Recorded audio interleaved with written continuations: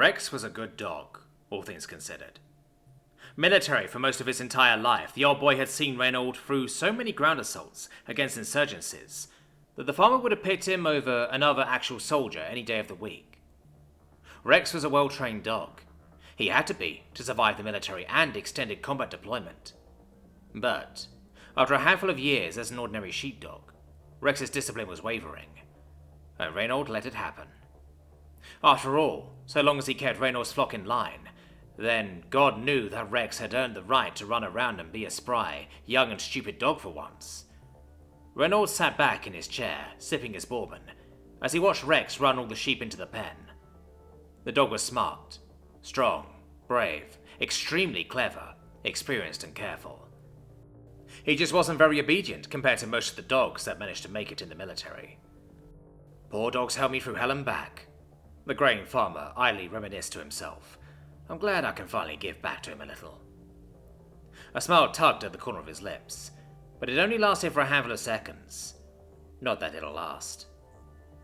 He had heard the bomb from all the way out here. New York was likely a distant memory by now. Reynold didn't know if he had lost anyone, and if these were going to be his last few days, or even hours, then he'd rather not know. Sadness seeped into his expression.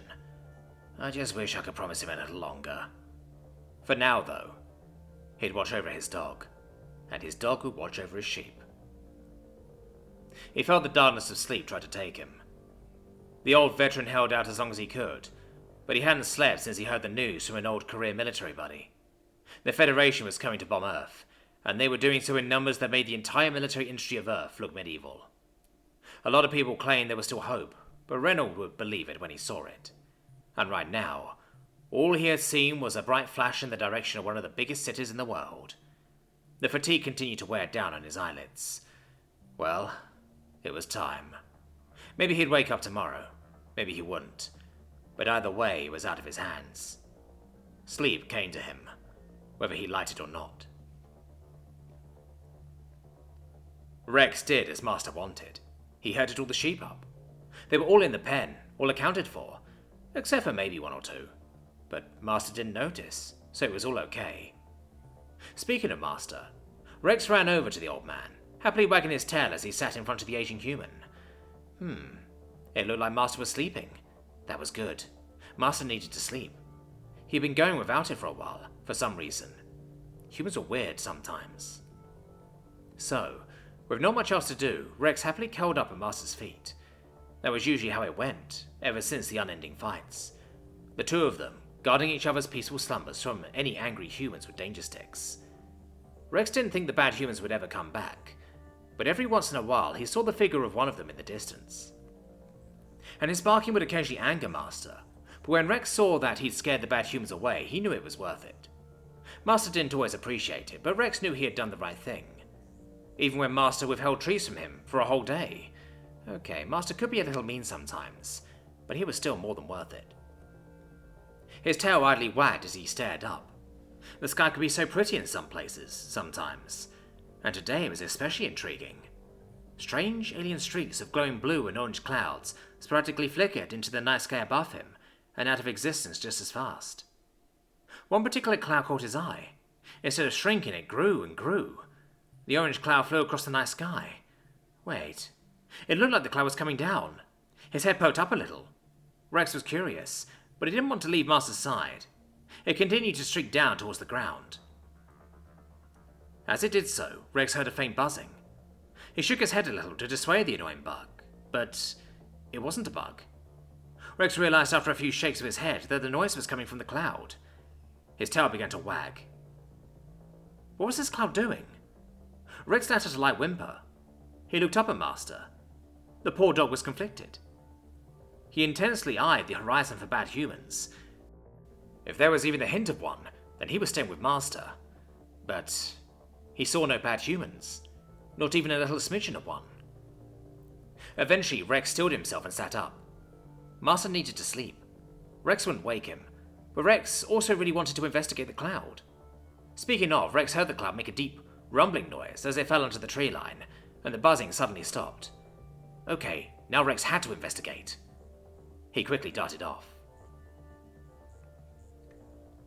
Hua gulped. He had barely escaped the ship, jettisoning in the escape shuttle seconds before Arxor and Vendelil forces tore it apart from two different angles. But now he was on Earth, the home of the humans. He wasn't alone, but Hua wasn't sure how much comfort it brought him to know that his comrades would be ripped apart by hungry humans alongside him. As they all got a head count of the survivors, Hua guarded the shuttle. He had to stay alert, or the humans might catch them off guard. Not that it would matter if the Predators decided to deal with the shuttle via aerial bombardment or overwhelming numbers. Hua just had to hope that the Vurian stays could convince the Federation into rescue efforts before the entire planet was destroyed, and that the ragtag force of survivors could somehow hold the humans off with their handful of ammunition and their single dozen guns. He fidgeted anxiously. Every shift in the shadows felt like a threat worth shooting, and Hua knew they had limited ammunition as it was. But he wouldn't give in to panic. He'd proved the galaxy wrong. The Vurians weren't just another bunch of weak-willed Vendelil. They wouldn't cave to the humans like the Republic had, no matter how many traits they seemed to share on the surface. Sure, they both had thick wool, and were both on the more skittish side of the races, but here, and now, they would pull through, whatever it took. "Anything yet, Hua?" the Krakotl impatiently asked him. The old advisor, who had been promptly promoted to captain after the old one had managed to flee to the shuttle in time, was never Hua's favourite, but he was their leader now, and Hua would respect Orkal's new designation. "No, sir. There's been a lot of movement, but as far as I can tell, it's just the wind at the moment." Rex hadn't found the cloud, but he had found something infinitely more interesting. It was a really large chunk of burnt metal and a lot of sheep? That was strange. These sheep stood on two legs, although it looked like they could walk on their fours as well. Maybe they wanted to imitate the humans. They weren't doing a very good job. Rex suspected these weren't normal sheep. He hardly trotted up to them. The confused dog gave a quiet ruff, and all of the sheep turned and looked at him. He could smell the spook on them. They were all scared. But that was okay. He'd take them all home. His tail began to wag, but something was wrong. He noticed it looked like a bird, but Rex was familiar with the not bird scent, the smell of hatred. He growled at it. The not bird raised something at him. What is... crap, a danger stick! He recognized the shape, and while it was an alien one, the image of a danger stick would never be one he would forget. He dashed to the side, watching the ground where he was explode into hotness. Not wasting a step, Rex lunged at the bird, tackling it to the ground and sinking his teeth into the bird's throat. The bird was weak, and it collapsed under Rex's weight almost immediately as he tore at his throat. Good, it would stop fighting quicker. He thrashed it around, and quickly, after a weird crunching noise, his body went limp. He licked up the little bit of blood on his chops, and looked up at the sheep again. Some were running, others were frozen still, and some had danger sticks. A mix of two trained responses kicked in reflexively, and Rex dodged, weaved, barked and woofed, spurring the sheep into action as he nimbly dodged the scared creature's danger fire. He had fought scared bad humans before. Dodging their shots was a lot easier than dodging those of a bad human that was full of hate. It was almost easy, and all he had to do was keep them distracted. One started to straggle from the herd as they all ran off. Most had abandoned their danger sticks right after the initial volley. Thankfully, but he still had to keep on guard and keep dodging. It only took one lucky use of the dreaded stick to immobilize him and make him hurt. For now, though, he had to help the straggler get back to his friends.